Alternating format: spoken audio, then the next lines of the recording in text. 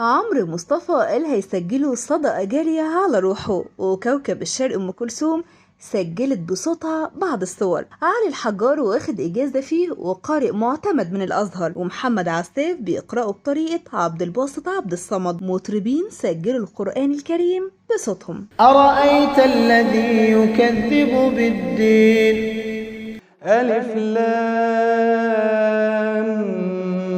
ميم يعلم ما بين أيديهم وما خلفهم ربنا إنك تعلم ما نخفي وما نعلن صدق الله العظيم.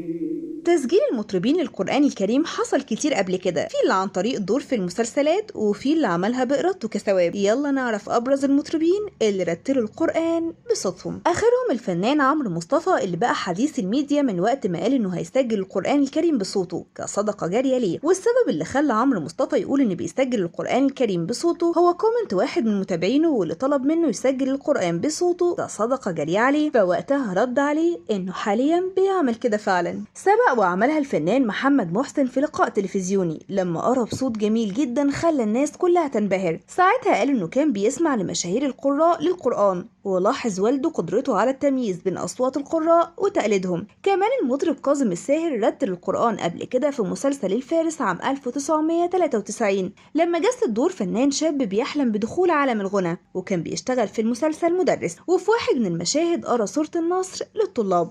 ده غير الفنان حسين الجسمي ليه تسجيلات كتير بصوته وهو بيقرا القرآن الكريم، أشهرها تلاوته لسورة المعون. هتتفاجئ لما تعرف إن الفنان علي الحجار قارئ معتمد من الأزهر، ويعتبر المطرب الوحيد اللي معاه إجازة، وهي حاجة خاصة بحفظ القرآن الكريم ببراعة. ورتل علي الحجار مقاطع من القرآن في لقاءات تلفزيونية كتير، ده غير تلاوته القرآن في حلقات المسلسل الكرتوني أسباب نزول الآيات. بس وقتها الفنان حلمي بكر عرضه ونصح الحجار بالتركيز في الغنى فقط، لأن تلاوة القرآن ليها تقاليد وأصول. كمان من المطربين الشباب اللي رتلوا القرآن هو المطرب الفلسطيني محمد عساف، وليه مقاطع كتيرة وهو بيقرأ القرآن وبيرتله. كان أشهرها مقطع لتلاوة آية الكرسي على طريقة القارئ عبد الباسط عبد الصمد. وطبعا أشهر وأهم من قرأ القرآن من المطربين كانت كوكب الشرق أم كلثوم، لأن بجانب إنها كانت مطربة مصر الأولى، بس هي من أهم الفنانين اللي قرأوا القرآن الكريم. وممكن تمكنها من ترتيل القرآن باحترافية بيرجع لنشأتها في بيئة ريفية دينية. والدها إبراهيم البلتاجي مؤذن القرية. في الوقت ده اتمنت أم كلثوم إنها تسجل القرآن كامل بصوتها، لكن فتاوى تحريم تلاوة المرأة للقرآن وقفت بينها وبين حلمها.